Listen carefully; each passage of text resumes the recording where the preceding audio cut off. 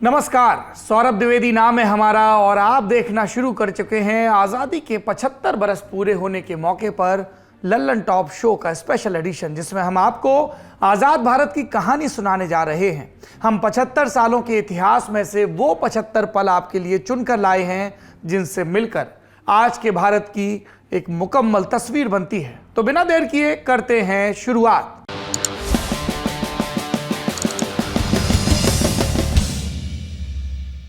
अब हर इमोशन करो सेलिब्रेट एकदम लल्लन टॉप स्टाइल में। आ गए हैं लल्लन टॉप स्टिकर्स जो आपको मिलेंगे बॉबल के कीबोर्ड पर। स्टिकर्स के लिए डाउनलोड करें बॉबल कीबोर्ड, डाउनलोड लिंक पाएं डिस्क्रिप्शन में। पहला पल था 14 और 15 अगस्त की दरमियानी रात को दिया पंडित जवाहरलाल नेहरू का वो ऐतिहासिक भाषण जिसके साथ 200 साल से चल रहे संघर्ष के अंत का ऐलान हुआ। अगले दिन नेहरू ने दिल्ली में लाल किले के लाहौरी गेट पर तिरंगा फहराया। आज नक्शे पर जो जगह आपको इस झंडे की छांव में नजर आती है वो 565 छोटी छोटी रियासतों में बटी हुई थी। इन सबको एक सूत्र में पिरोने का काम किया सरदार वल्लभ भाई पटेल ने। बंटवारे का गम कभी नहीं भुलाया जा सका, लेकिन आजाद भारत की किताब के पहले पन्ने पर दर्ज चीजों को पढ़कर एक सुकून सा महसूस होता रहा और इसी ने आगे बढ़ने का संबल दिया। दूसरा क्षण था वो जब 22 अक्टूबर 1947 को पाकिस्तान से आए कबाइलियों ने भारत पर हमला कर दिया। आजाद भारत की पहली जंग। जम्मू कश्मीर के महाराजा हरि सिंह ने भारत से मदद मांगी और अपनी रियासत का विधिवत विलय भी स्वीकार किया, जिसके बाद भारतीय सेना कश्मीर में दाखिल हुई। ब्रिगेडियर उस्मान जैसे भारत के 1000 से ज्यादा सैनिक वीरगति को प्राप्त हुए और कश्मीर के 2/3 हिस्से पर नियंत्रण पा लिया गया। लेकिन जब बर्फ पड़ी तो मोर्चा थम गया। दोनों देशों के बीच कश्मीर को लेकर यह बर्फ आज तक जमी है और कश्मीर का 1/3 हिस्सा अभी भी पाकिस्तान के कब्जे में है। देश की आजादी के साथ कई महत्वपूर्ण घटनाएं एक ही वक्त में घट रही थी, जैसे आजाद भारत का पहला बजट जो 26 नवंबर को वित्त मंत्री आर.के. षणमुखम चेट्टी ने पेश किया था। बंटवारे ने पूर्व और पश्चिम में बड़े पैमाने पर विस्थापन को जन्म दिया था और पाकिस्तान से युद्ध चल ही रहा था, इसलिए इस बजट को बड़े शार्प फोकस के साथ बनाया गया। कुल राजस्व का अनुमान था 171 करोड़ 15 लाख रुपए मात्र। दुनिया एक तरफ कयास लगा रही थी कि भारत का प्रयोग टिकने वाला नहीं है और दूसरी तरफ बंटवारे, विस्थापन और युद्ध की विभीषिका के बीच भारत एक परिपक्व देश की तरह अपना बजट भी पेश कर रहा था, यानी पूत के पांव पालने में दिखने लगे थे। देश आजादी की हवा में सांस ले रहा था, लेकिन इस खुशी को अचानक ग्रहण लगा 1948 के पहले ही महीने में। 30 जनवरी को नाथूराम गोडसे ने महात्मा गांधी की गोली मारकर हत्या कर दी। गांधी जी रोज शाम को प्रार्थना सभा में जाते थे। जाते जाते आखिरी पल भी उन्होंने अपने इष्ट का नाम लिया। इसके बाद पूरे देश की नजरें नेहरू और पटेल की तरफ मुड़ गईं और इन दोनों ने निराश नहीं किया। देश आजाद हो चुका था, मगर अब भी अंग्रेजों का कानून ही चल रहा था। हम खुद को गणतंत्र कहना चाहते थे, इसीलिए अपने संविधान पर आजादी से पहले ही काम भी शुरू कर दिया था। 9 दिसंबर 1946 से 114 दिन चली बैठकों का सिलसिला शुरू हुआ। डॉक्टर राजेंद्र प्रसाद संविधान सभा के अध्यक्ष थे और doctor Bhimrao Ambedkar drafting committee के चेयरमैन। 26 नवंबर 1949 को भारत का संविधान तैयार हो गया और 26 जनवरी 1950 को लागू। 2 महीने क्यों लगे ये भी बताएंगे, तो आप कब मेहनत करेंगे? हिंट दे देते हैं, कीवर्ड है लाहौर का अधिवेशन। देश की विकास यात्रा में अगला बड़ा कदम योजना आयोग की स्थापना का था। प्लानिंग कमीशन की स्थापना 1950 में की गई थी, जिसके तहत पंचवर्षीय योजनाएं बनाई गईं 2 स्पष्ट मकसदों के साथ, आर्थिक सुधार और सामाजिक उत्थान। 1951 में शुरू गई भारत की पहली पंचवर्षीय योजना कृषि उत्पादन को बढ़ावा देने पर केंद्रित थी, क्योंकि भारत खाद्यान्न के आयात पर बड़े पैमाने पर निर्भर था और विदेशी मुद्रा का भंडार खर्च कर रहा था। इस योजना का लक्ष्य यह भी था कि निवेश और बचत के जरिए आर्थिक ग्रोथ का रास्ता तय किया जाए। इसमें सफलता भी मिली। देश की आर्थिक विकास दर 2.2% के तय लक्ष्य से ज्यादा 3.6% की सालाना दर से बढ़ी। इसी साल देश के पहले IIT, जिसकी स्थापना खड़गपुर में हुई थी, वो भी शुरू हुआ। साल 1951, आजादी मिले सिर्फ 4 साल बीते थे और पंडित नेहरू की लोकप्रियता शिखर पर थी। उसी वक्त उनकी एक बिल को लेकर आलोचना होने लगी। नाम था हिंदू कोड बिल। पहली बार हिंदुओं के रीति रिवाज में, उनके समाज में क्या गलत है और क्या सही, इस पर फैसले का अधिकार कानून को दिया जा रहा था। कौन सी शादी सही है, कौन सी गलत, किसे तलाक लेने का अधिकार है, पुश्तैनी जायदाद में किसे अधिकार मिलेगा, ये सब कुछ हिंदू कोड बिल से तय होना था। कई हिंदू परिवारों को लगा कि उनके निजी मामलों में सरकार का दखल है। देश भर में इसका विरोध भी हुआ। नेहरू के साथ कानून मंत्री अंबेडकर भी खड़े थे, मगर बिल का विरोध जब कांग्रेस पार्टी के अंदर से हुआ तो नेहरू ने कुछ रियायतें दी और आगे चलकर 4 हिस्सों में इस बिल को पास कराया गया। 1951 के आखिर में पहली बार भारत में आम चुनाव के साथ साथ राज्यों में विधानसभा के भी चुनाव हुए। देश के पहले चुनाव जिसके नतीजे फरवरी 1952 में घोषित किए गए। केंद्र में कांग्रेस पार्टी को 2/3 के करीब बहुमत मिला।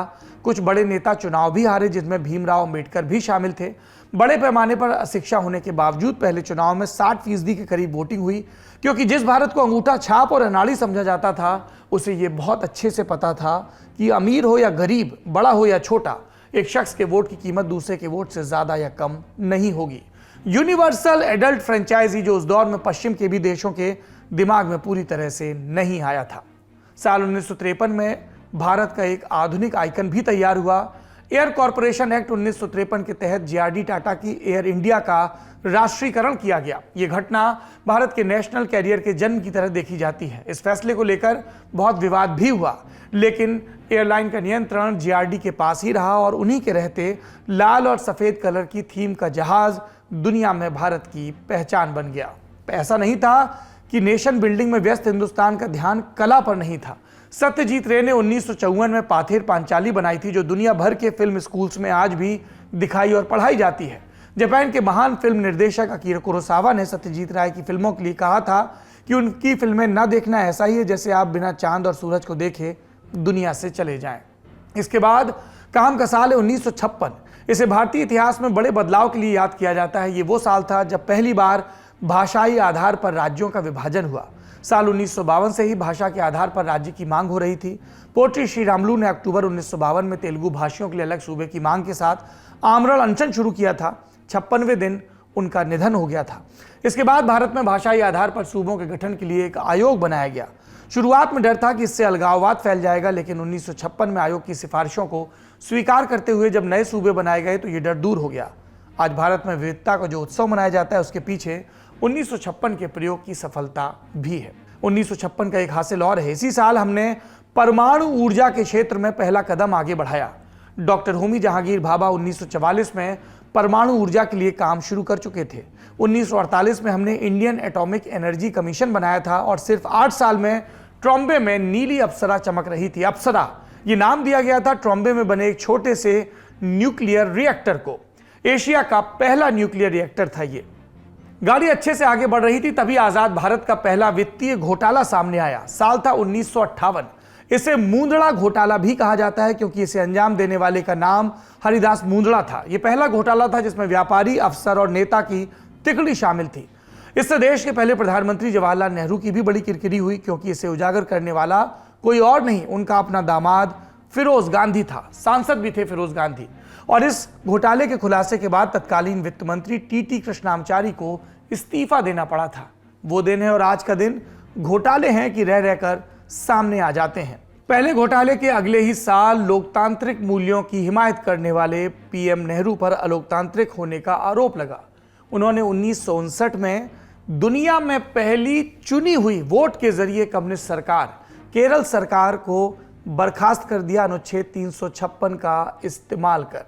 उस समय इंदिरा गांधी कांग्रेस पार्टी की अध्यक्ष थी। कुछ लोगों ने कहा कि यह नेहरू का फैसला था, कुछ ने कहा कि यह इंदिरा का दबाव था, जिसके बाद फैसला सामने आया। वजह चाहे जो रही हो, इसे एक घटना का बहाना बनाकर भारत में लोकतांत्रिक ढंग से चुनी सरकारों को बर्खास्त करने का और दूसरे तरीकों से गिराने का एक चलन शुरू हो गया, जो आज भी जारी है। वैसे 1959 का साल इतना भी बुरा नहीं था। 15 सितंबर वो तारीख थी जब भारत ने पहली बार टीवी देखा। दिल्ली में सिर्फ 21 टीवी थे और सारी प्रोग्रामिंग ऑल इंडिया रेडियो ने की थी। भारत की विकास यात्रा में अगला बड़ा पड़ाव आया 1961 में। भारत को आज़ादी मिले 14 साल हो चुके थे, लेकिन गोवा अब भी भारत का हिस्सा नहीं बन पाया था। उस पर पुर्तगालियों का कब्जा था। भारत ने अनुरोध किया कि भारतीय उपमहाद्वीप में पुर्तगाली प्रदेशों को भारत को सौंप दिया जाए, लेकिन पुर्तगाल ने बातचीत करने से ही मना कर दिया। इसके बाद 19 दिसंबर 1961 को भारतीय सेना ने गोवा दमन दीव के भारतीय संघ में विलय के लिए ऑपरेशन विजय शुरू किया और नतीजा सब जानते हैं। जो कभी ना कभी छुट्टियां मनाने इन खूबसूरत जगहों पर जाते हैं, ये हमारे देश का अभिन्न हिस्सा बन गए। 1962 का साल हमारे लिए अपयश लेकर आया। 1959 के तिब्बती विद्रोह के बाद जब भारत ने बौद्ध धर्मगुरु दलाई लामा को शरण दी थी, तो विवादों की श्रृंखला चीन के साथ वहीं से शुरू हो गई थी। मैकमोहन रेखा की मान्यता पर शुरू हुआ विवाद देखते देखते इतना बढ़ गया कि सरकार ने अपना सर ही रेत में दबा लिया। चीन ने धोखे से भारत की सीमाओं में घुसपैठ कर ली। सड़कें और संसाधन थे नहीं तो वो काफी किलोमीटर तक अंदर आ गया। भारत को जब इस स्थिति का अंदाजा लगा तो अक्टूबर 1962 में युद्ध की मुनादी हुई। चीन ने लद्दाख और अरुणाचल के कई हिस्सों पर कब्जा कर लिया और हमें पटकनी देकर वो वापस चला गया। लेकिन पूरा इलाका खाली नहीं किया। अब भी लद्दाख का एक बहुत बड़ा हिस्सा चीन के कब्जे में है। इस हार के बाद जाकर नेहरू सरकार को एक और मजबूत सरकार का महत्व समझ में आया। जंग का अगला बरस 1963, इसरो के बनने में अभी 6 साल का वक्त बाकी था, लेकिन विक्रम साराभाई और डॉक्टर कलाम जैसे वैज्ञानिक प्रक्रिया के फेर में पड़कर वक्त गंवाने वाले लोग नहीं थे। ऐसे वैज्ञानिकों की मेहनत का ही फल था कि आज़ादी के सिर्फ 16 साल बाद हमने पहला रॉकेट लॉन्चिंग स्टेशन बना दिया। तब हम रॉकेट बनाना सीख रहे थे, इसलिए सोवियत रॉकेट को बैलगाड़ी पर लाद कर केरल के तिरुवनंतपुरम के पास थुम्बा लॉन्चिंग स्टेशन पर लाया गया। 21 नवंबर के रोज भारत ने सिर्फ पहला रॉकेट ही लॉन्च नहीं किया, वो आत्मविश्वास भी हासिल किया जो ऐसे मिशन के लिए जरूरी था। 1964 जब लाल बहादुर शास्त्री प्रधानमंत्री बने तब देश में खाने का संकट था। 1965 में मानसून भी कमजोर रहा, अकाल की नौबत आ गई। इसी साल 5 अगस्त को 30,000 पाकिस्तानी सैनिक सीमा पार करके कश्मीर में भी घुस आए। 18 बरस के इतिहास में दूसरी बार भारत और पाकिस्तान आमने सामने थे। भारतीय सेना ने जोरदार जवाब दिया। पाकिस्तान कश्मीर में घुसना चाहता था, भारतीय सेना उल्टे पंजाब के रास्ते लाहौर तक पहुंच गई। 62 की हार से टूटा सेना का मनोबल 65 में उठ खड़ा हुआ। 1965 के बाद से भारतीय सेना को जब जब सीमा पर चुनौती मिली उसने निराश नहीं किया। 1965 में ही भारत में आत्मनिर्भरता का एक महत्वपूर्ण पाठ भी अपनाया गया। पाकिस्तान का हिमायती अमेरिका हमें धमकाने लगा कि अगर युद्ध नहीं रुका तो गेहूं का निर्यात बंद कर दिया जाएगा, और तब भारत अपनी जरूरत का सारा अनाज नहीं उगा पाता था। लेकिन शास्त्री जी ने 1965 में दशहरे के दिन दिल्ली के रामलीला मैदान से जय जवान जय किसान का नारा दिया। शास्त्री जी ने लोगों से सप्ताह में एक दिन व्रत रखने को कहा। दूसरी तरफ कृषि वैज्ञानिक MS स्वामीनाथन, नॉर्मन बोरलॉग और अन्य वैज्ञानिकों ने मिलकर गेहूं की बम्पर पैदावार वाली किस्मों की बुआई शुरू करवाई। ये हरित क्रांति की शुरुआत थी जिसने हमारे देश में अकाल को इतिहास बना दिया। लेकिन 1966 की जनवरी में ही शास्त्री जी की ताशकंद में संदिग्ध परिस्थितियों में मृत्यु भी हो गई। शास्त्री के बाद देश की बागडोर इंदिरा गांधी के हाथ में आई। उनके सत्ता संभालने के 1 साल के भीतर यानी साल 1967 में भारत में एक नई समस्या ने जन्म लिया, नक्सलवाद, जिसकी शुरुआत पश्चिम बंगाल के छोटे से गांव नक्सलबाड़ी से हुई। भारतीय कम्युनिस्ट पार्टी के नेता रहे चारू मजूमदार और कानू सान्याल ने 1967 में सत्ता के विरुद्ध एक सशस्त्र विद्रोह शुरू किया। मजूमदार चीन के माओ त्से तुंग से प्रभावित थे, श्रमिकों और किसानों की दुर्दशा के खिलाफ आवाज उठा रहे थे। नहीं सुनी गई तो बंगाल की कम्युनिस्ट सरकार के खिलाफ खड़े हो गए। धीरे धीरे ये विध्वंसक विचारधारा देश के दूसरे राज्यों में पहुंच गई, जिसका सबसे ज्यादा खामियाजा आंध्र प्रदेश, छत्तीसगढ़, ओडिशा और झारखंड को आज भी झेलना पड़ रहा है। किसी भी देश की अर्थव्यवस्था पर उसके बैंकिंग सेक्टर के चरित्र का सीधा असर पड़ता है, और भारत के बैंकिंग क्षेत्र में सबसे बड़ा बदलाव हुआ था 1969 में, जब इंदिरा गांधी ने 14 निजी बैंकों का राष्ट्रीयकरण कर दिया था। इस कदम का मुख्य उद्देश्य कृषि के लिए बैंक कर्ज में तेजी लाना बताया गया, लेकिन इस कदम के पक्ष और विपक्ष में तर्क आज भी पेश किए जाते हैं। 1969 का महत्व यह भी है कि भारत में आज जैसे बैंक आपको नजर आते हैं, उनके बीज उसी साल में पड़े। इस बदलाव के अगले ही साल यानी 1970 में एक महत्वपूर्ण विषय पर संसद में चर्चा हुई। आजाद हिंदुस्तान में पूर्व राजा महाराजाओं को मिलने वाले वित्तीय लाभ, जिन्हें अंग्रेजी में प्रिवी पर्स कहते थे, उन्हें खत्म करने को लेकर दरअसल आजादी के पहले हिंदुस्तान में लगभग 500 से ऊपर छोटी बड़ी रियासतें थीं। विलय के वक्त भारत सरकार ने इन रजवाड़ों को एक तय मानदेय देना स्वीकार किया था, लेकिन 1971 में इंदिरा गांधी सरकार ने संविधान संशोधन कर इसे खत्म कर दिया। उस जमाने में ये एक बड़ा कदम माना गया। 1970 में ही भारत ने अपना ध्यान डेयरी क्षेत्र पर भी लगाया। गुजरात के आनंद में वर्गीज कुरियन के नेतृत्व में सहकारी आंदोलन शुरू हुआ। इसमें सफलता मिलती दिखी तो सरकार ने ऑपरेशन फ्लड शुरू किया ताकि दूध उत्पादन में तेजी आए। पते की बात यह कि डेयरी क्षेत्र में आत्मनिर्भरता पूरी तरह से सहकारी आंदोलन के माध्यम से हासिल की गई, जो आज पूरे देश में 1.2 करोड़ से ज्यादा डेयरी किसानों तक फैल गई है। इस आंदोलन से एक ब्रांड भी निकला जिसका कोई ना कोई सामान आपके किचन में जरूर होगा, अमूल। ऑपरेशन फ्लड के बाद चर्चा बटोरी ऑपरेशन कैक्टस लिली ने। साल 1971 ये भारतीय सैन्य इतिहास में मील के पत्थर वाला साल था। पूर्वी पाकिस्तान में सेना ने क्रूरता की हदें पार कर दी थी। पाकिस्तान की सेना ने बंगबंधु शेख मुजीबुर रहमान के नेतृत्व में मुक्ति वाहिनी ने सशस्त्र विद्रोह शुरू किया। भारत ने बांग्लादेश की निर्वासित सरकार की मदद की और सिर्फ 13 दिन के भीतर 90,000 पाकिस्तानी सैनिकों ने घुटने टेक दिए। फिर आता है साल 1973। एक ऐतिहासिक फैसले के लिए याद किया जाता है। केशवानंद भारती व अन्य बनाम केरल राज्य मामले में सर्वोच्च न्यायालय का निर्णय आया और इसी से यह साफ हुआ कि कोई भी सरकार संविधान से ऊपर नहीं हो सकती। 1969 में केरल सरकार भू सुधार कानून लेकर आई और एक मठ की 400 एकड़ जमीन को टेक ओवर कर लिया। युवा महंत केशवानंद भारती इस मामले को अदालत में ले गए। अदालत से संविधान द्वारा अनुच्छेद 25, 26, 14, 19 और 31 के तहत प्रदत्त अधिकारों को लागू कराने की मांग की। मामला सुप्रीम कोर्ट तक गया और 23 अप्रैल को 13 जजों की बेंच ने 7-6 के करीबी अंतर के साथ फैसला सुनाया। इस फैसले से सुप्रीम कोर्ट ने संसद की शक्तियों के आगे एक लक्ष्मण रेखा खींच दी। अदालत ने कहा कि संसद के पास अनुच्छेद 368 के तहत संविधान में संशोधन करने की शक्ति तो है, लेकिन यह असीमित नहीं। कोई भी सरकार संविधान की मूल भावना को नहीं बदल सकती, जिसके तहत भारत के नागरिकों को उनके मौलिक अधिकार मिले हुए हैं। साल 1973 में एक और काम हुआ। पर्दे पर एंट्री हुई एंग्री यंग मैन की। जंजीर से अमिताभ बच्चन ने एक आम भारतीय युवा के आक्रोश को, गुस्से को पर्दे पर उतारकर लोगों से इंस्टेंट कनेक्ट स्थापित कर लिया।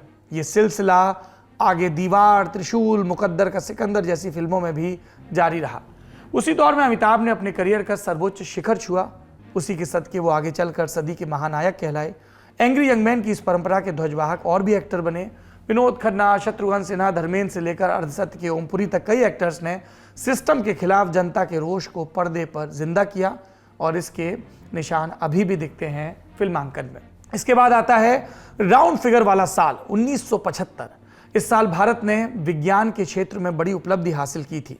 19 अप्रैल 1975 को भारत के मशहूर खगोल शास्त्री और गणितज्ञ आर्यभट्ट के नाम पर देश का पहला सैटेलाइट अंतरिक्ष में प्रक्षेपित किया गया। 3 करोड़ की लागत से बना आर्यभट्ट भारतीय अंतरिक्ष अनुसंधान संस्थान यानी इसरो ने सोवियत संघ की मदद से भारत में विकसित किया था। थोड़ा नॉस्टैल्जिया फील करना चाहे तो यह भी जान लीजिए कि ये उपग्रह की तस्वीर कई वर्षों तक 2 रुपए के नोट पर छपती रही। 1975 में ही भारत को सामरिक और राजनीतिक रूप से भी बड़ी सफलता मिली। सिक्किम भारत के अधिकार क्षेत्र में था, लेकिन उसका आधिकारिक हिस्सा नहीं था। चीन से सटा होने की वजह से इसका महत्व बहुत है। सिक्किम में इसी साल जनमत संग्रह कराया गया। जनमत संग्रह में 97.5% लोगों ने भारत के साथ जाने का मत रखा। फिर 36वां संविधान संशोधन विधेयक 23 अप्रैल 1975 को लोकसभा में पेश किया गया, जिसके बाद सिक्किम को भारत का 22वां राज्य बनाया गया। इस घटना को इंदिरा गांधी की बड़ी सफलता के तौर पर देखा जाता है। 1975 के साल में हिंदुस्तान विज्ञान के क्षेत्र में आसमान छू रहा था, लेकिन लोकतंत्र के मामले में धरातल पर भी आ रहा था। 25 जून 1975 को प्रधानमंत्री इंदिरा गांधी ने देश में इमरजेंसी का ऐलान कर दिया। गुजरात में खाने की मेस से शुरू हुआ विरोध जेपी के नेतृत्व में जनसैलाब में तब्दील हो गया। इस पर इलाहाबाद हाईकोर्ट ने इंदिरा गांधी की सदस्यता लोकसभा की रद्द कर दी। इंदिरा पर इल्जाम था कि उन्होंने अपने एजेंट यशपाल कपूर से जब मदद ली चुनाव में, तो उन्होंने सरकारी कर्मचारी के पद से इस्तीफा नहीं दिया था। जानकार मानते हैं कि यह केस सुप्रीम कोर्ट में नहीं टिकता, लेकिन आनन फानन में सत्ता पर कब्जे की हड़बड़ी में इंदिरा गांधी ने इमरजेंसी लगाने का फैसला किया, जो भारतीय लोकतंत्र का सबसे बदनुमा दाग है। विपक्ष के तमाम बड़े नेताओं को जेल में ठूंस दिया गया, प्रेस की आजादी को कुचल दिया गया, पत्रकार भी जेल में डाल दिए गए। ये आज भी भारतीय लोकतंत्र के संदर्भ में याद किया जाने वाला अध्याय है।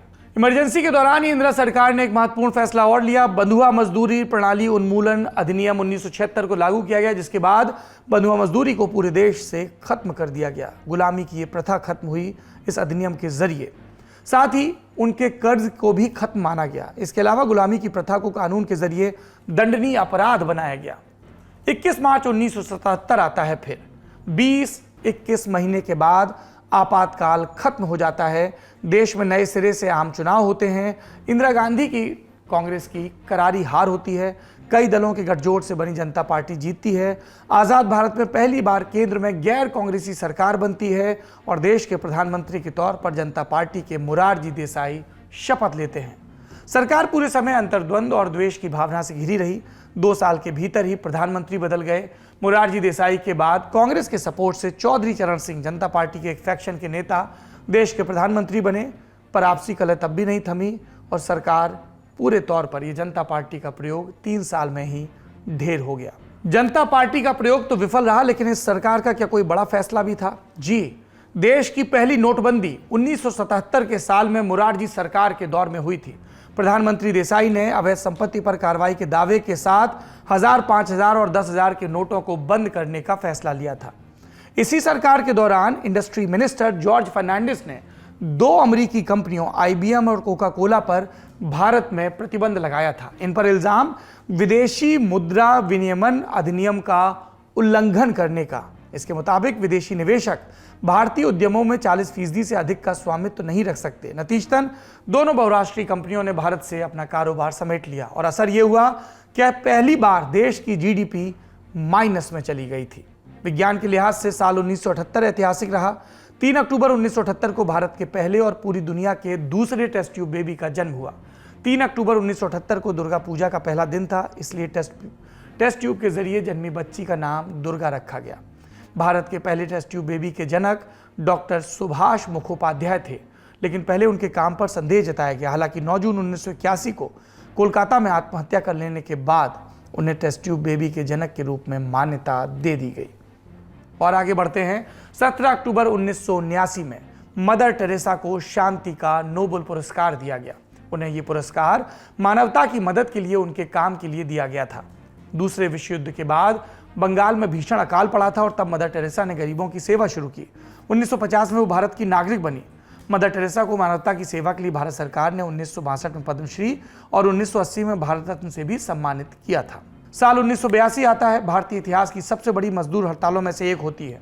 दत्तात्रेय सामंत, शॉर्ट में दत्ता सामंत, एक राजनेता और श्रम संगठन के नेता, उनके नेतृत्व में मुंबई में 2 से 3 लाख कपड़ा मिल मजदूरों की हड़ताल हुई, जो लगभग 1 साल चली। यूं तो ये एक गैर राजनीतिक हड़ताल थी, पर इसने केंद्र की कांग्रेस और राज्य की कांग्रेस सरकार दोनों की ही पेशानी पर सिलवटें डाल दी। इस हड़ताल ने देश में माहौल गर्मा दिया। हजारों कामगारों ने गिरफ्तारियां दी, कई जगह खूनी झड़पें हुई और मुंबई के बाकी उद्योगों पर भी इसका असर पड़ा। असर इस कदर था कि मुंबई में पुलिस कांस्टेबलों ने और फिर राज्य में और भी जगह पर अपनी तनख्वाह बढ़ाने की मांग को लेकर यूनियन बना ली। बात इतनी बिगड़ गई कि अर्धसैनिक बलों को बुलाकर पुलिस की इस बगावत पर काबू पाया गया। IT सेक्टर में देश का लोहा मनवाने वाली कंपनी इन्फोसिस की स्थापना भी हुई इसी दौर में। पुणे में NR नारायण मूर्ति ने इसकी नींव रखी। ये कंपनी भारतीय उद्योग जगत में मील का पत्थर साबित हुई। समय के साथ कंपनी का दायरा और काम बढ़ता गया। 1983 में इसके मुख्यालय को कर्नाटक की राजधानी बेंगलुरु में स्थापित किया गया। साल 2020 में बिजनेस वर्ल्ड ने इन्फोसिस को भारत की सबसे सम्मानित कंपनी का दर्जा दिया। 1983 एक और चीज के लिए याद किया जाएगा। कपिल देव और उनके टीममेट्स ने 1983 में जो किया वो खेलों के इतिहास की सबसे बड़ी परिकथाओं में से एक है। उस क्रिकेट वर्ल्ड कप के वक्त हम क्रिकेट के अंदाज में कहें तो छौने थे। टेस्ट तो फिर भी तुक्के से या मेहनत से जीत जाते थे, लेकिन वनडे में हाल बुरा था।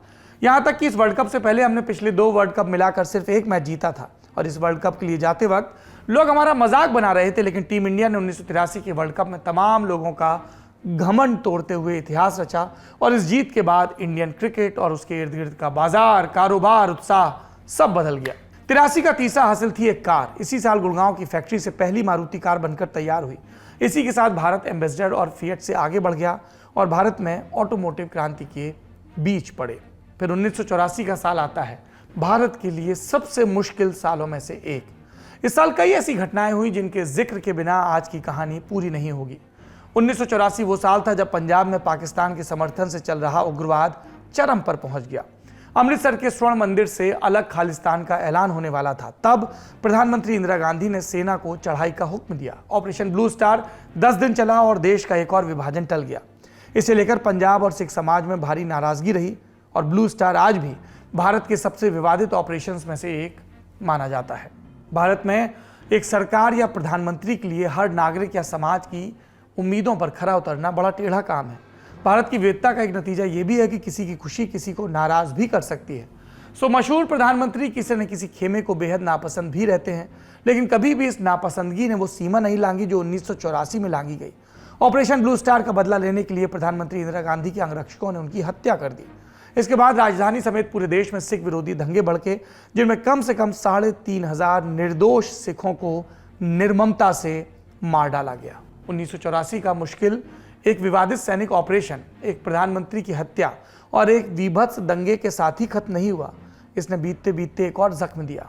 2-3 दिसंबर की रात भोपाल की हवा में जहर रिस गया, जिसने कम से कम 15,000 लोगों की जान ली और कम से कम 5 लाख लोगों को प्रभावित किया। दुनिया में आज तक इससे बड़ा औद्योगिक हादसा नहीं हुआ। बावजूद इसके अमेरिका की यूनियन कार्बाइड का CEO वॉरेन एंडरसन भारत आया और सकुशल लौट भी गया। कांग्रेस की सरकार थी, रेड कारपेट बिछा दी गई थी और हमारे पास रह गई थी वो तस्वीरें जिनमें मृत बच्चों की पथराई आंखें जैसे हमसे सवाल पूछ रही थी कि इंसाफ कब होगा। अब तक तो नहीं हुआ है, लेकिन आज़ादी की 75वीं वर्षगांठ मनाते हुए हम 1984 को सिर्फ कड़वी बातों के लिए याद नहीं रखना चाहते। और रखे भी क्यों? आखिर 1984 वो साल भी था जब पहले और इकलौते भारतीय ने अंतरिक्ष में उड़ान भरी। स्क्वाड्रन लीडर राकेश शर्मा इसी साल के अप्रैल में सोयूज रॉकेट पर सवार होकर अंतरिक्ष में पहुंचे। जब उनसे प्रधानमंत्री इंदिरा गांधी ने पूछा कि अंतरिक्ष से भारत कैसा नजर आ रहा है, तो उन्होंने कहा, सारे जहां से अच्छा। आज भारत खुद मैन्ड मिशन भेजने पर काम कर रहा है और इस परियोजना का नाम है गगनयान। बरस बीतता है और भारतीय राजनीति को एक नया शब्द मिलता है, तुष्टीकरण। और कहते हैं कि इसकी शुरुआत हुई थी 1985 की एक घटना से। इंदौर की एक मुस्लिम महिला शाहबानो बेगम, उन्होंने तलाक के बाद पति से गुजारा भत्ता पाने के लिए 1979 में एक केस किया था। एक के बाद एक अदालत ने शाहबानो के हक में फैसला दिया और इन सारे फैसलों पर मुहर लगाई। फिर सुप्रीम कोर्ट ने, तारीख थी 23 अप्रैल 1985, अदालत के फैसले के खिलाफ देश भर में जो रूढ़िवादी मुस्लिम समाज था, जो अंश था मुस्लिम समाज का और रूढ़िवाद में विश्वास करता था, उसने प्रदर्शन किया, जिसके आगे राजीव गांधी सरकार ने घुटने टेक दिए और 1986 में इस फैसले को पलटने के लिए कानून लेकर आई। कोर्ट देश को एक कदम आगे ले गई थी, पर राजीव गांधी सरकार एक कदम पीछे ले गई। अगर 1985 वो साल था जब सरकार एक धर्म को तुष्ट करने में झुकी, तो 1986 वो साल था जब वो दूसरे धर्म को तुष्ट करने के लिए झुक गई। बाबरी मस्जिद राम जन्मभूमि विवाद पर अदालत में सुनवाई चल रही थी। यथास्थिति को बनाए रखने के लिए अदालत ने बाबरी मस्जिद के दरवाजों को बंद करवा दिया था, लेकिन शाहबानो फैसला पलटने पर हो रही आलोचना से घबराए राजीव गांधी ने अदालत के मार्फत ही 1 फरवरी 1986 को ताले खुलवा दिए। ये मंदिर आंदोलन चला रही विश्व हिंदू परिषद को चेकमेट करने का प्रयास था, पर हुआ इसके ठीक उलट और मंदिर आंदोलन में एक नई स्फूर्ति आ गई। 1987 आते आते कश्मीर को लेकर भारत और पाकिस्तान के बीच 2 युद्ध हो चुके थे। पाकिस्तान को समझ आ गया था कि वो इस रास्ते कश्मीर को नहीं हत्या पाएगा, सो वो घाटी में उग्रवादियों और आतंकवादियों को समर्थन देने लगा। पर आग में घी पड़ी तब जब कश्मीर ने खुद को ठगा महसूस किया। 1987 के चुनाव में कश्मीर की कई अलगाववादी पार्टियों ने हिस्सा लिया और चुनाव में उनकी स्थिति मजबूत लग रही थी, लेकिन नतीजे आए तो घाटी में नेशनल कॉन्फ्रेंस के प्रत्याशी और कांग्रेस के प्रत्याशी जीते। फारूक अब्दुल्ला मुख्यमंत्री बन गए, पर यह ओपन सीक्रेट है कि इस चुनाव में बड़े पैमाने पर धांधली हुई थी। इससे नाखुश होकर बड़ी संख्या में युवा सीमा पार आतंकी कैंपों में ट्रेनिंग के लिए चले गए और आतंकवादी बनकर लौटे। घाटी के हालात बिगड़ने में अगर किसी एक घटना का सबसे बड़ा योगदान था तो वो 1987 के चुनाव थे, जो भारत की लोकतांत्रिक परंपरा के विरुद्ध थे। 1987 में एक और बड़ी महत्वपूर्ण घटना हुई। श्रीलंका में तमिल विद्रोहियों और श्रीलंकाई सरकार के बीच गृह युद्ध छिड़ा था और आम लोग पिस रहे थे। इस जंग का भारत पर भी असर पड़ रहा था। बांग्लादेश जैसे अनुभव की पुनरावृत्ति टालने के लिए भारत ने श्रीलंका के साथ एक समझौता किया। इसके तहत Indian peace keeping force IPKF को श्रीलंका में शांति स्थापित करने के लिए भेजा गया, लेकिन IPKF तमिल विद्रोहियों के साथ एक भीषण छापेमार युद्ध में फंस गई। इस बेनतीजा युद्ध ने उग्रवाद से निपटने की भारतीय डॉक्ट्रिन को गढ़ा। राजीव गांधी के इस विवादित फैसले की सबसे बड़ी कीमत भी उन्होंने खुद चुकाई, जब तमिल आतंकवादियों ने 21 मई 1991 को मानव बम भेजकर उनकी हत्या कर दी। हम तमिल विद्रोहियों पर बात करते करते बरस पर कुछ आगे आ गए, पर पीछे लौटते हैं। 1989 में राजीव गांधी की प्रचंड बहुमत वाली सरकार बुरी तरह चुनाव हारती है। विश्वनाथ प्रताप सिंह, जो कभी राजीव सरकार में कैबिनेट मंत्री रहे थे, वो प्रधानमंत्री बनते हैं। बोफोर्स घोटाले का भूत राजीव गांधी और कांग्रेस को ध्वस्त कर देता है। VP सिंह की सरकार जब संकट में घिरती है तो वो 10 बरस से धूल खा रही मंडल कमीशन की रिपोर्ट को लागू कर देते हैं। इसके तहत अन्य पिछड़ा वर्ग OBC को सरकारी नौकरियों में 27% का आरक्षण दिया जाता है। मामला कोर्ट में जाता है और 1992 में सर्वोच्च न्यायालय अपने एक फैसले में आरक्षण की ऊपरी सीमा को 50% के नीचे रखने का आदेश देता है।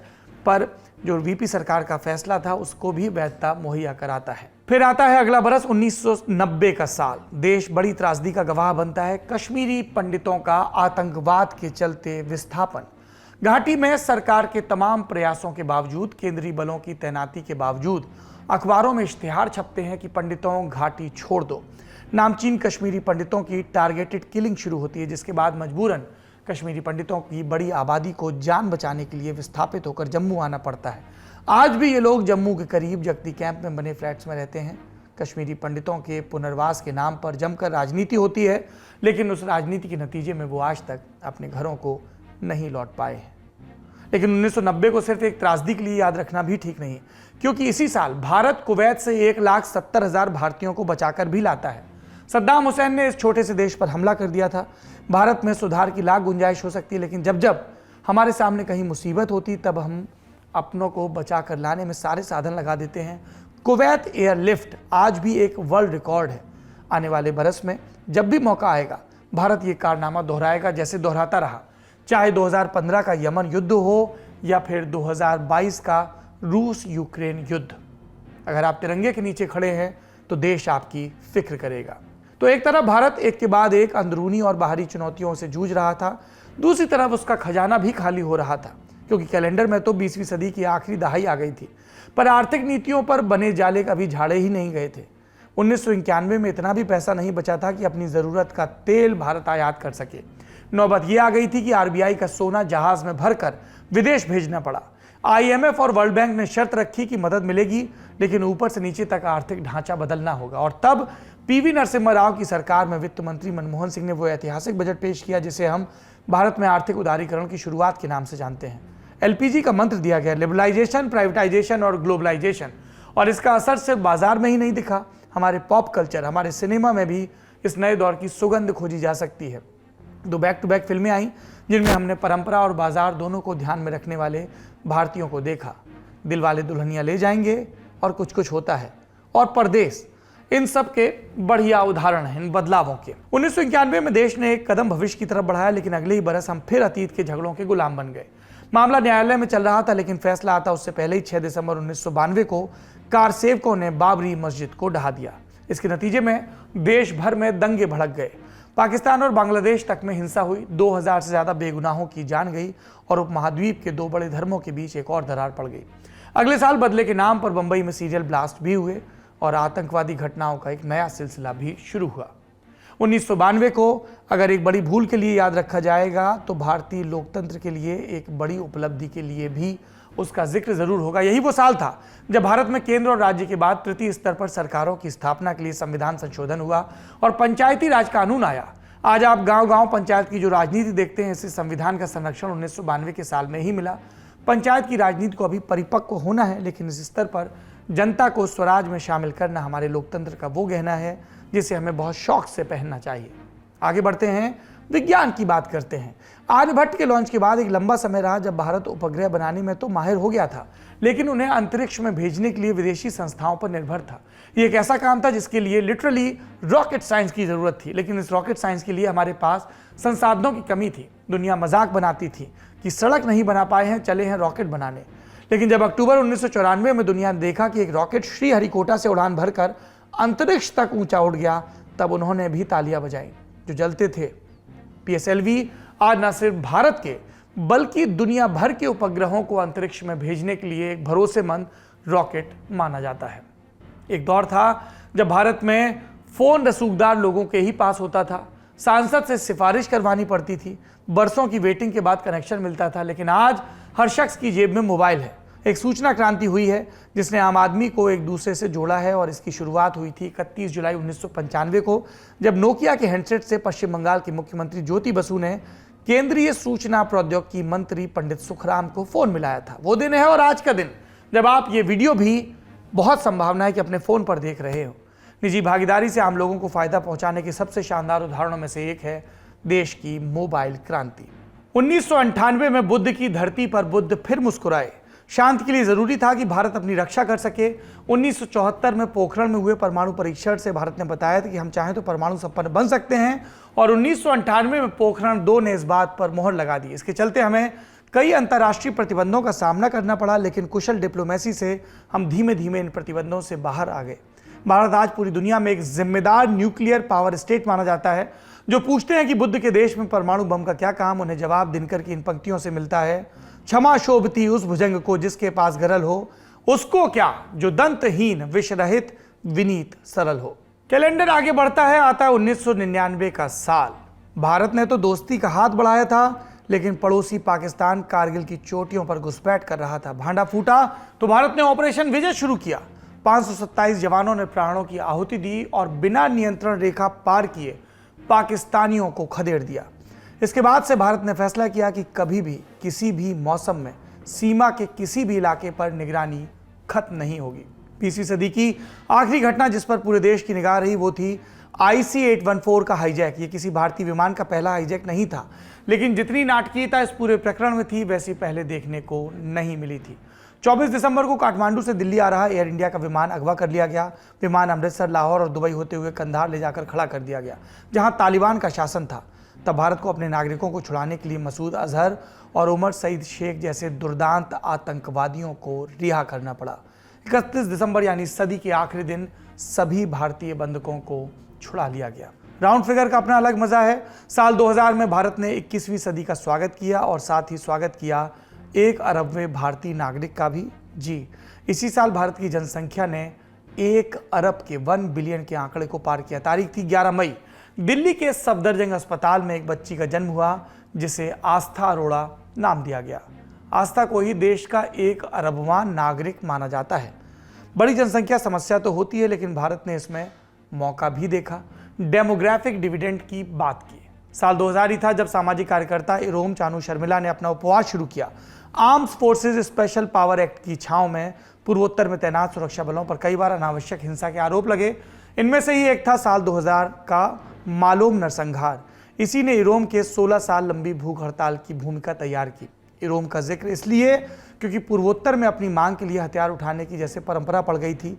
गांधी के देश में गांधी के तरीकों को लगभग भुला दिया गया था। इरोम ने गांधी को खोजा, उन्हीं की तरह एक प्रयोग किया और उसके लिए अपना सब कुछ न्योछावर भी किया। भारत में सांप्रदायिक हिंसा का बड़ा लंबा इतिहास है। 21वीं सदी का पहला बड़ा दंगा था गोधरा का, जब साबरमती एक्सप्रेस में सवार 58 कार सेवकों को जलाकर मार दिया गया। उसके बाद गुजरात में दंगा भड़का। इन दंगों में कम से कम 1100 लोगों की जान गई, सैकड़ों लापता हुए और 2500 के करीब घायल। गुजरात के नए नवेले मुख्यमंत्री नरेंद्र मोदी इन्हीं दंगों के बाद घर घर पहचाने जाने वाला नाम बन गए। उनकी भूमिका को लेकर पक्ष विपक्ष में तमाम तर्क और लंबी कानूनी प्रक्रिया चली, जिसमें वो निर्दोष साबित हुए। इस साल भारत ने एक ऐसी आपदा का सामना भी किया जिसका नाम हमने सुना तक नहीं था। 26 दिसंबर 2004 को हिंद महासागर में एक ऐसा भूकंप आया जिसने समंदर को जैसे उलीच कर जमीन की तरफ भेज दिया। अंडमान निकोबार द्वीप समूह और भारत का पूर्वी तट सुनामी के रास्ते में था। 18,000 से ज्यादा लोगों की जान देखते देखते चली गई। इस आपदा ने भारत को एक बड़ा सबक दिया और अगले साल डिजास्टर मैनेजमेंट एक्ट लागू हुआ। नेशनल डिजास्टर मैनेजमेंट अथॉरिटी और नेशनल डिजास्टर रिस्पांस फोर्स जैसे संगठनों की नींव भी पड़ी। तब से लेकर अब तक भारत हर साल आपदाओं से निपटने में बेहतर होता गया। यकीन नहीं आता तो गूगल पर ओडिशा और चक्रवात साथ लिखकर अपने रिजल्ट्स देख लीजिए। अगला पड़ाव, भारत एक गणराज्य है और इसीलिए सरकार नागरिक के प्रति उत्तरदायी है। लेकिन सरकार बहादुर थी कि अंग्रेजों के बनाए एक कानून ऑफिशियल सीक्रेट्स एक्ट की आड़ लेकर जवाबदेही से बच जाती थी। मजदूर अपनी दिहाड़ी का हिसाब मांगते तब भी सरकार इसी कानून की आड़ लेती। ये बदला 2005 में जब सूचना का अधिकार कानून RTI लाया गया। भारत में अगर किसी एक कानून से पारदर्शिता वाकई बढ़ी तो वो RTI है। हम सलाम ठोकते हैं राजस्थान के उन मजदूरों को जो पढ़ना लिखना खास नहीं जानते थे, लेकिन इतना समझते थे कि अगर वो कुछ पूछ रहे हैं तो सरकार की जिम्मेदारी है जवाब देने की। अमेरिका के इतिहास में 9/11 का जो अर्थ है वही भारत के लिए 26/11 का है। भारत की आर्थिक राजधानी लगातार 2 दशकों तक पाकिस्तान के छद्म युद्ध का शिकार होती रही। इस दौरान सबसे बड़ा हमला हुआ साल 2008 में, जब 26 नवंबर को 10 पाकिस्तानी आतंकवादी समुद्र के रास्ते मुंबई में दाखिल हुए। क्या रेलवे स्टेशन, क्या लग्जरी होटल, हर जगह मासूम लोग बेमौत मारे गए। मुंबई की पहचान ताज होटल धू धू कर जला।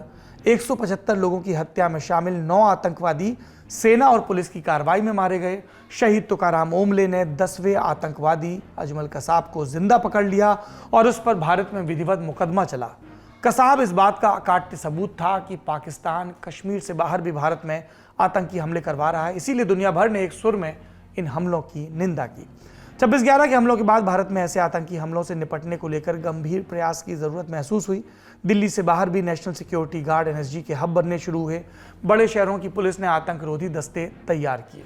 तो क्या आप 2008 का पन्ना पलट दें इस जख्म की याद के साथ, या एक उत्सव को भी याद रखें, एक वाक्य को याद रखें? हर चौथे साल नहीं, हर रोज। अभिनव बिंद्रा की जीवनी की ये पंक्ति बताती है कि ओलंपिक में गोल्ड के लिए आपको कितनी मेहनत करनी होती है। बिंद्रा ने बीजिंग ओलंपिक्स 2008 में शूटिंग का गोल्ड मेडल जीता, भारत के इतिहास का पहला इंडिविजुअल गोल्ड मेडल। बरसों बरस भारत ने कभी कांसे से तो कभी चांदी से संतोष किया, लेकिन बिंद्रा ने 10 मीटर एयर राइफल मुकाबले में सीधे गोल्ड पर निशाना लगाया। हम जानते हैं कि यह सिलसिला अब भी चल रहा है। पिछले ओलंपिक में ही नीरज चोपड़ा ने जेवलिन थ्रो, भाला फेंक में ऐसा किया। पर शूटिंग को लेकर तो ये मान लिया गया है कि भारत मेडल लाएगा ही लाएगा। खेल शक्ति के तौर पर भी भारत अब पनप रहा है। अगले साल यानी 2009 में हमने एक सीढ़ी और ऊपर चढ़ी, जब हर बच्चे को शिक्षा का अधिकार मिला। साल 2009 में संसद ने शिक्षा का अधिकार कानून पास कर यह सुनिश्चित किया कि भारत में 14 साल की उम्र तक के हर बच्चे को अनिवार्य शिक्षा मिले और मुफ्त मिले। जातीय स्वाभिमान और आरक्षण की मांग को छोड़ दें तो भारत ने 21वीं सदी में बड़े आंदोलन कम देखे थे। ऐसे आंदोलनों को उंगली पर गिना जा सकता है जिनमें सरकार से जवाबदेही से ज्यादा कुछ नहीं मांगा गया। मनमोहन सिंह के दूसरे कार्यकाल में सरकार रोज भ्रष्टाचार के नए आरोपों में घिरती नजर आ रही थी। ऐसे में अन्ना हजारे ने जन लोकपाल की मांग के साथ दिल्ली में भूख हड़ताल शुरू की।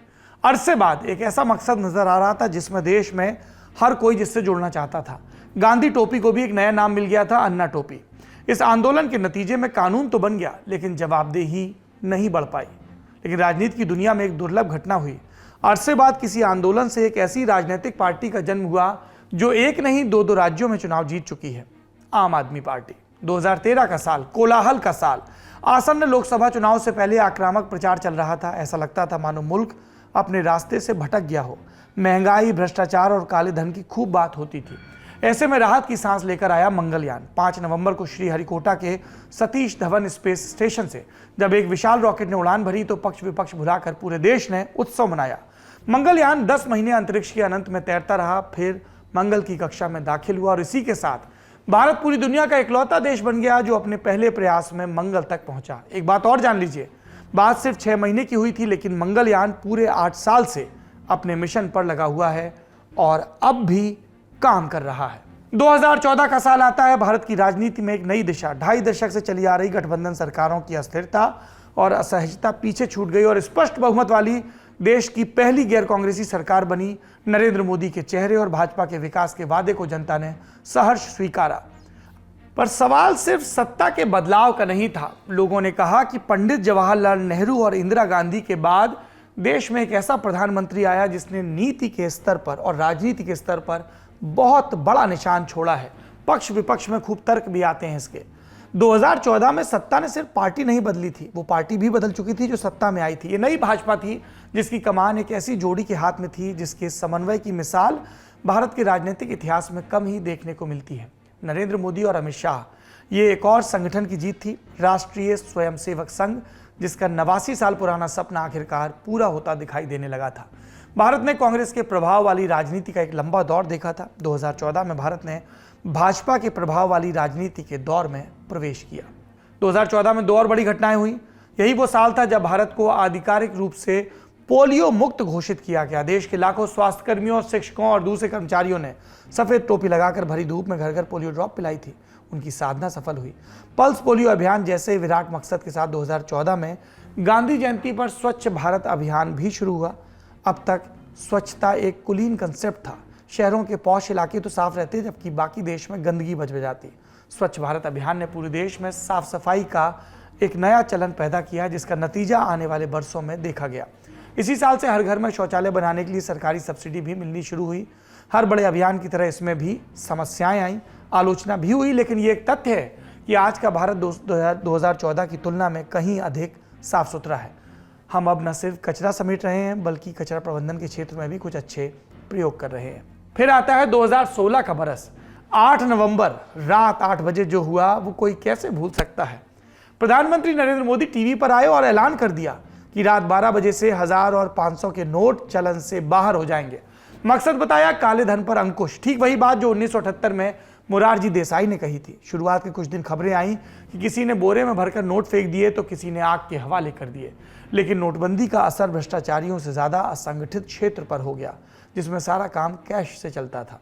ये साल प्यार करने की आज़ादी के नाम भी रहा। भारत में समाज प्रेम को पहरे में रखता है। प्यार करने की चाह और किसी को जीवन साथी बनाने की इच्छा पर समाज के नियम और अंग्रेजों के बनाए कानून लागू होते थे, जो कहते थे कि एक तरह का प्यार कुदरती है और दूसरी तरह का प्यार पशु था। सेम सेक्स जोड़े अपने प्यार को एक राज की तरह सीने से लगाकर चलते थे, डरते थे दुनिया क्या सोचेगी, कानून की चपेट में आए तो किस जेल में ठूसे जाएंगे।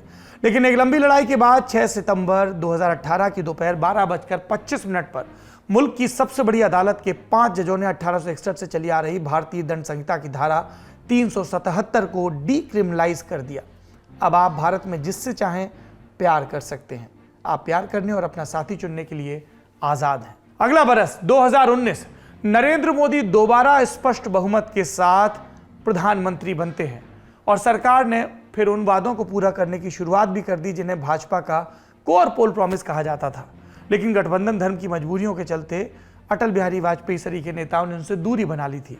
5 अगस्त 2019 वो दिन था जब श्यामा प्रसाद मुखर्जी की पार्टी ने आखिरकार जम्मू कश्मीर में संविधान के अनुच्छेद 370 को निष्प्रभावी कर दिया। गृह मंत्री अमित शाह सिर्फ इतने पर ही नहीं रुके, उन्होंने लद्दाख की दशकों पुरानी मांग को मानते हुए उसे एक अलग संघ शासित प्रदेश भी बना दिया।